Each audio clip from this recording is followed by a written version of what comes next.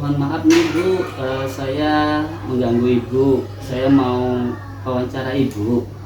Silakan Pak. Iya, begini Bu, jadi kan kaitannya sama pengambilan keputusan, saya ingin mengajukan beberapa pertanyaan kepada Ibu kepala sekolah. Silakan Pak. Jadi Bu, selama ini bagaimana Ibu dapat mengidentifikasi kasus-kasus yang terjadi di sekolahan kita Bu? Dalam mengidentifikasi kasus-kasus yang merupakan dilema etika atau rujukan moral Pak, saya akan melihat dari situasi kasus yang terjadi. Yang benar termasuk dilema etika apabila kasus itu terdapat nilai benar lawan benar. Sedangkan kasus yang termasuk rujukan moral apabila kasus tersebut terdapat nilai benar lawan salah. Oh iya Bu, jadi selama ini Bu, bagaimana menjalankan pengambilan keputusan di sekolah, terutama pada kasus-kasus di mana ada dua kasus yang dua kepentingan yang sama atau sama-sama benar, kemudian yang mengandung nilai kebajikan Bu. Dalam menjalankan perannya Pak, tentu saya sebagai pemimpin sekolah akan mengambil suatu keputusan di mana ada nilai-nilai kebajikan universal yang sama-sama benar. Tentunya ini mungkin keputusan mudah karena kita akan menjadi bahwa setiap pengambilan keputusan akan merefleksi integritas sekolah, menjunjung nilai-nilai kebajikan dan pengambilan keputusan berdasarkan keteladanan yang baik. Gitu Bu. Jadi mungkin apa Bu langkah-langkah yang Ibu ambil sebagai kepala sekolah yang selama ini dilakukan Bu? Langkah-langkah yang saya ambil Pak dalam saya sebagai kepala sekolah adalah yang pertama, menanyakan kronologis kasus atau kejadian. Yang kedua, meminta saling terbuka dalam mencari kebenaran. Ketiga, menentukan siapa saja yang terlibat dalam kasus tersebut. Keempat, mengambil kesimpulan dari hasil tersebut. Lima, menentukan keputusan terbaik dalam kasus tersebut. Iya Bu, dari hal langkah-langkah tersebut tadi, hal apa saja Bu yang selama ini Ibu anggap efektif dalam pengambilan keputusan pada kasus dilema etika Bu? Saya anggap efektif apabila kasus tersebut dapat diselesaikan dengan saling menerima dan menyadari kesalahan masing-masing, saling memaafkan tanpa ada rasa dendam, dan berubah menjadi persahabatan atau persaudaraan. Ya Bu, jadi hal apa saja Bu yang selama ini merupakan tantangan dalam pengambilan keputusan dari kasus dilema etika yang terjadi di sekolah kita Bu? Tantangan yang selama ini saya hadapi adalah adanya hubungan dengan konflik antara kepentingan pribadi lawan kepentingan kelompok. Dilema individu melawan kelompok merupakan kasus tentang bagaimana membuat pilihan antara yang benar untuk satu orang melawan beberapa orang atau kelompok. Oh ya Bu, apakah Ibu memiliki sebuah tata kala atau jadwal tertentu dalam sebuah penyelesaian kasus dilema etika? Apakah Ibu langsung menyelesaikan di tempat misalnya atau memiliki sebuah jadwal untuk menyelesaikannya? Bentuk prosedurnya seperti apa Bu ya? Dalam menyelesaikan kasus dilema etika ini Pak, tidak ada jadwal yang saya buat secara khusus, melainkan sesuai kondisi timbulnya permasalahan yang terjadi.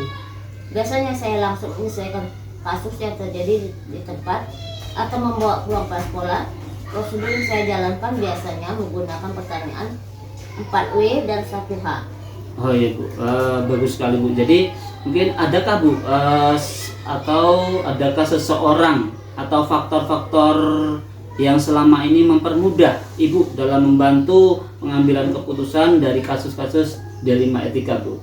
Ada beberapa pihak yang membantu saya dalam mempermudah penyelesaian kasus yang terjadi, yaitu majelis guru, komite sekolah, dan siswa. Faktor lain yang mendukung saya yaitu adanya data-data dan informasi pendukung dalam menyelesaikan kasus tersebut. Gini Bu, jadi dari semua hal yang telah Ibu sampaikan tadi, pembelajaran apa Bu yang bisa Ibu petik dari pengalaman Ibu dalam pengambilan keputusan dilema etika?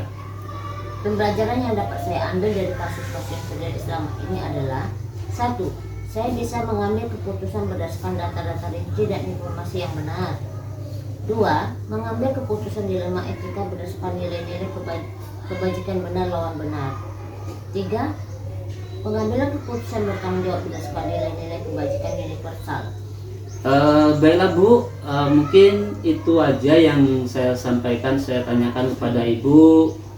Terima kasih atas bantuan Ibu selama ini. Mudah-mudahan ya dalam pengambilan keputusan di lingkungan etika kita dapat mengambil kebijakan yang terbaik ya Bu. Terima kasih Bu ya. Sama-sama Pak Mat.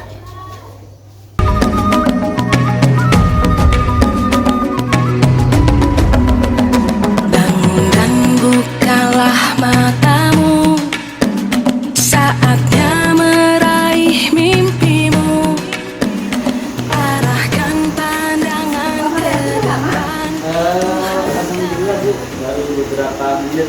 Maaf saya tadi duduk-duduk di sini Bu. Begini Bu, saya mau merepotin sebentar nih Bu.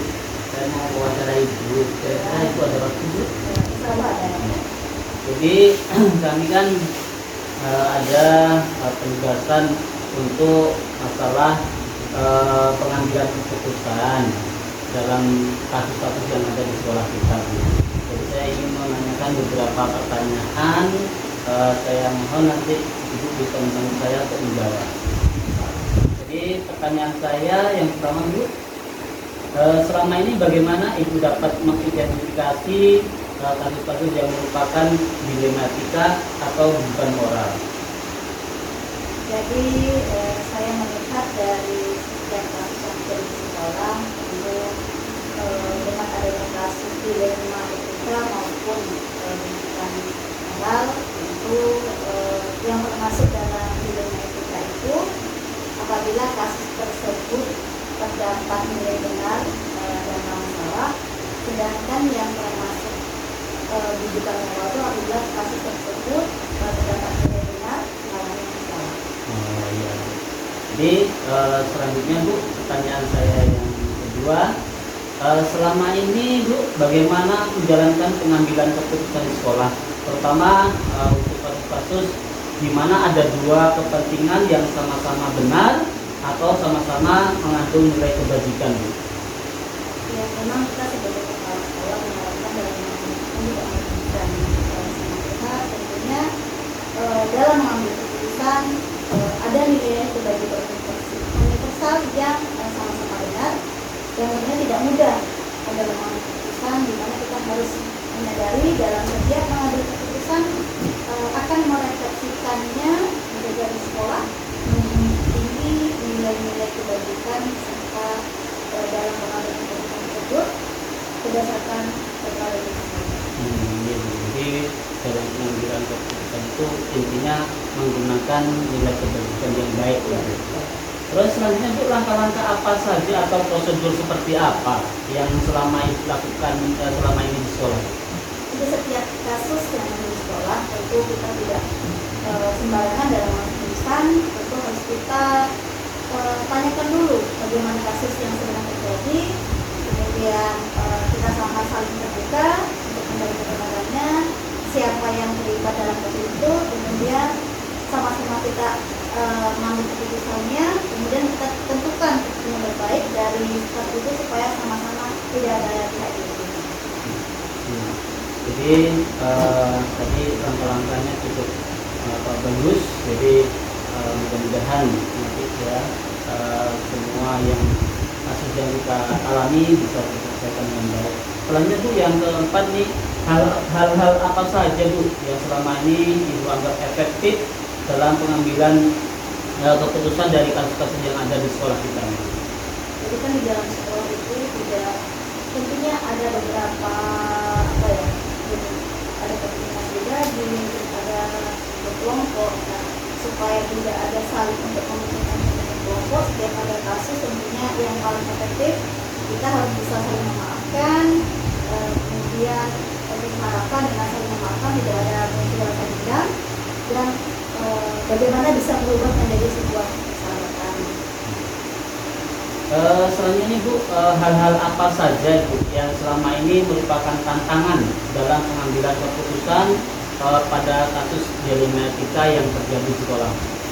Jadi tantangan terbesar yang saya hadapi adalah tentu ada konflik ya, konflik antara kepentingan pribadi dengan kelompok. kelompok, kemudian di mana kepentingan individu atau pribadi itu untuk melawan kepentingan kelompok tersebut, di mana kasus itu bagaimana bisa mengambil sebuah pilihan yang benar untuk satu orang melawan di beberapa kelompok.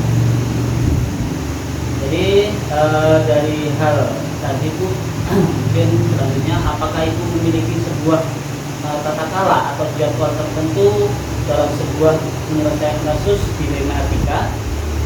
Apakah Ibu langsung menyelesaikan di tempat atau mungkin memiliki jadwal untuk menyelesaikannya atau dalam bentuk prosedur atau bagaimana Bu? Tentu setiap kasus yang muncul kan kita tidak bisa memperkirakan kapan terjadinya. Tentu kalau kita biarkan akan berlarut, makanya semua kasus kita selesaikan tanpa terjadwal, di mana ada informasi yang muncul kita selesaikan dan bisa di hari itu juga, misalnya bisa kita gunakan ruang kerja dari kepala sekolah. Oh ya Bu, lanjut ya Bu ya, ke pertanyaan ke-7. Jadi apakah ada seorang yang atau faktor lain yang selama ini mempermudah atau membantu Ibu dalam mengambil keputusan dari kasus-kasus dilema etika? Jadi sebagai kepala sekolah tentu tidak ingin ya dalam kita mengambil keputusan itu merugikan semuanya. Ya. Jadi tentu supaya sama-sama bisa menerima keputusan, kita libatkan guru, komite, siswa sendiri, supaya dalam pengambilan keputusan bukan enggak, tentu harus ada data pendukung, ada informasi pendukung dalam menyelesaikan masalah semuanya supaya sama-sama bisa kita menerima. Ya Bu, jadi ini adalah mungkin pertanyaan yang terakhir nih Bu. Dari semua hal-hal yang telah disampaikan tadi Bu, pembelajaran apa yang dapat Ibu petik dari pengalaman Ibu dalam pengambilan keputusan dilema etika? Tentu banyak pengalaman ya bisa kita ambil, dan saya mungkin sebagai pemimpin tentu kita dalam mengambil sebuah keputusan harus berdasarkan data-data atau informasi yang benar.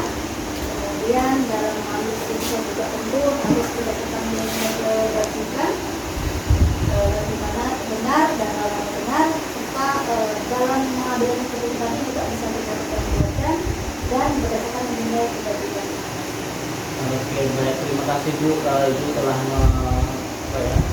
menjawab seluruh pertanyaan dari kami. Mudah-mudahan wawancara ini bisa memberikan dampak yang baik di sekolah kita, kemudian kasus-kasus yang terjadi di sekolah kita bisa terselesaikan dengan baik. Mungkin itu aja Bu, saya mau pergi masalah. Permisi Bu.